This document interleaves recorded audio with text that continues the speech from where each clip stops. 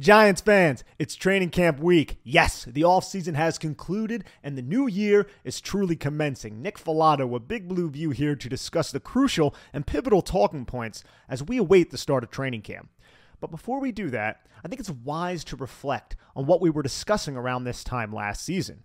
We didn't know at the time the Giants wouldn't just make the playoffs, but win their first playoff game since Super Bowl 46, defeating the Minnesota Vikings 31-24 at US Bank Stadium. The sturdy foundation of the 2022 Giants started to ossify when Brian Daboll decided to go for two to secure victory in Week 1 against Tennessee.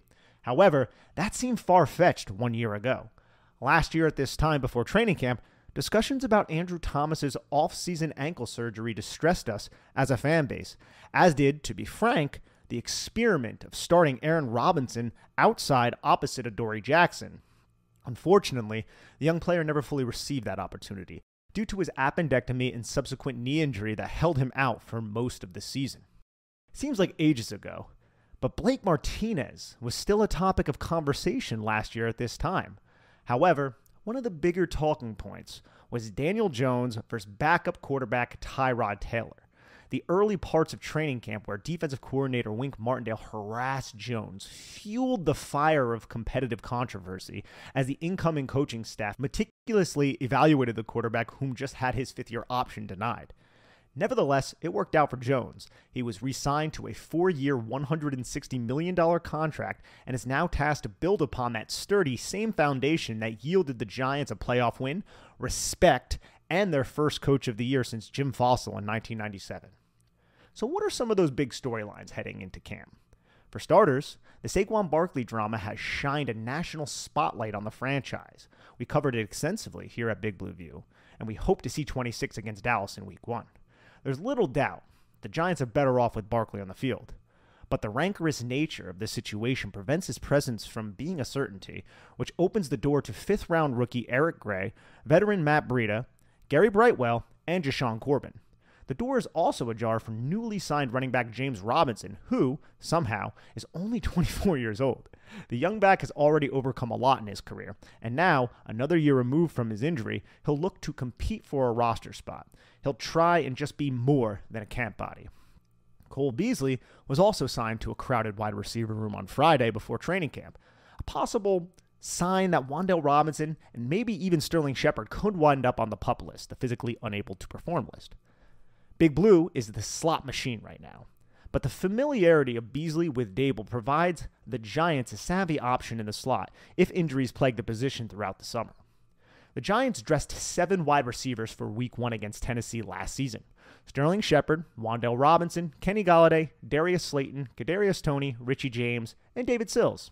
Presume they carry 7 again into Week 1, and both Shep and Robinson land on the PUP for the season, which seems unlikely in Shep's case, but let's roll with it.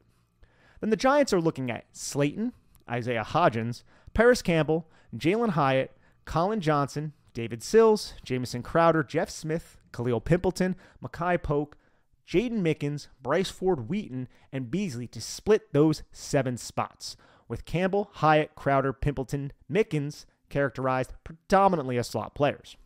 It's a tight slot room. It's going to be tough. And even the outside battle between Colin Johnson and Bryce Ford Wheaton, who the Giants allocated over $200,000 to as UDFA, should spark storylines. Every snap in training camp matters, and I'm sure these Giants wide receivers are aware of that fact. Both Johnson and Ford Wheaton are towering individuals with different builds than the rest of the Bellagio crew under the tutelage of Mike Groh. However, tight end coach Andy Bischoff, who reunited with Darren Waller in March, and this is what has me fascinated about the potential of Mike Kafka and Brian Daboll with this offense. Daniel Bellinger exceeded the expectations of most rookie tight ends last year. He was one of the better blocking tight ends I've seen for the Giants since I've covered this team. Not to mention, he has a keen sense of spatial awareness, a rapport with Daniel Jones, and he's a good athlete. Now, with Waller in-house, the Giants have a 12 personnel package that will force defenses into base personnel, which could result in exploitable mismatches. The competition for the third tight end spot could also have diverging paths.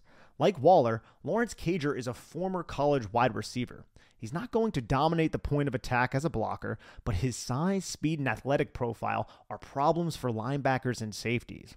A 13 personnel package consisting of Darren Waller, Daniel Bellinger, and Lawrence Cager will pose matchup issues for the defense. The Giants could use every inch of the field, have these guys aligned outside of the numbers, forcing the linebackers into space where their liabilities against the trio of tight ends can easily be exploited.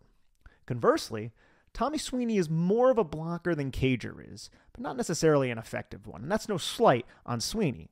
Sweeney is a try-hard, effort type of blocker who takes solid angles of approach and who moves well while blocking. However, he has limited upside as a receiver, and his ability to sustain blocks to lose slow enough is only marginal. Sweeney will look to win a roster spot against Cager and rookie UDFA out of East Carolina, Ryan Jones. Chris Rossetti and the Giants Pro Personnel Department are actively looking for linebackers to compete for a starting position after Jarrad Davis suffered a torn ACL. As I record this, a move has not been made, so we'll have to wait and see, and I'm sure we'll be covering it at Big Blue View if the Giants decide to add another body to the position group. As of right now, second-year players Micah McFadden and Darian Beavers are in line to compete for a starting linebacker spot opposite of Bobby Okereke. McFadden and Beavers' primary competition are UDFA's Deontay Johnson out of Toledo and Troy Brown out of Ole Miss, since both Cam Brown and Carter Coughlin operate just about exclusively as special teamers. And then there's one of the more significant subjects heading into training camp. It's not just for the 2023 Giants, but also beyond, and that's the development of the two top 10 selections from last year's draft, Kayvon Thibodeaux and Evan Neal. Both players were hampered by injuries at different points of the season last year. Despite that, Thibodeaux was second on the team in pressures with 45. However, he only had 2 sacks that were not unblocked efforts, 4 sacks total. I personally remain very high on Kayvon. He's a smart, physical kid with a developing pass rush plan. He's explosive enough to threaten tackles high side with the precision and understanding of leverage manipulation to effectively employ his hands and put tackles into a precarious position. Still, he could be quicker to get to that employment, something the 22-year-old will attempt to master as he heads into his second season. I'm not worried about Thibodeaux, and I wouldn't say I'm worried about Evan Neal, but I proceed with some caution. And I know I'm beating a dead horse at this point, but Neal's conscientiousness, length, athletic ability, and overall personality lead me to believe he's going to correct the issues he experienced throughout his rookie season. It's not an assurance. We have to see it on the field first. Typically speaking, talented players with incredible physical gifts and an insatiable work ethic tend to figure it out, to some degree at least. Neal allowed 52 pressures last season. That was third most in the NFL, tied for first most pressures allowed among 31 teams, excluding the Chiefs, because both Orlando Brown and Andrew Wiley surrendered more pressures than Neal. That's kind of a product of playing with an extemporizing genius like Patrick Mahomes. You're going to surrender more pressures. Playing in the NFC East as a tackle is no easy task. Seeing Micah Parsons, DeMarcus Lawrence, Josh Sweat, Montez Sweat, and Hassan Reddick twice a year can affect one's confidence. However, I think we're going to see Neal stabilize this season. Andrew Thomas struggled in his rookie season, but everything started to consistently click for him after a shoddy preseason performance against Josh Uche and the Patriots to start his second campaign. I think Neal will still have some bad reps, but overall I expect him to take that leap this season, the leap that all Giant fans want him to take. And I look forward to the training camp battle between Neal and Kayvon Thibodeaux, a battle that dates back to high school for both the players. There are so many other interesting training camp questions. Is Darnay Holmes going to secure a spot on the roster if there's no pay cut and the Giants can save $2.7 million against the cap? Will that result in possibly Cordell Flott starting, or will one of the safeties that doesn't start opposite of Xavier McKinney, whether that be Nick McLeod or Bobby McCain, end up starting in nickel personnel? Is Dane Belton going to possibly start next to Xavier McKinney? So the second safety spot is also up in the air and can be determined depending on what happens in training camp. And also, who's going to start at left guard? Is it Josh Azudu? Is he healthy enough to start? Is it Ben Bredesen? These are all questions that we'll be extensively covering at Big Blue View.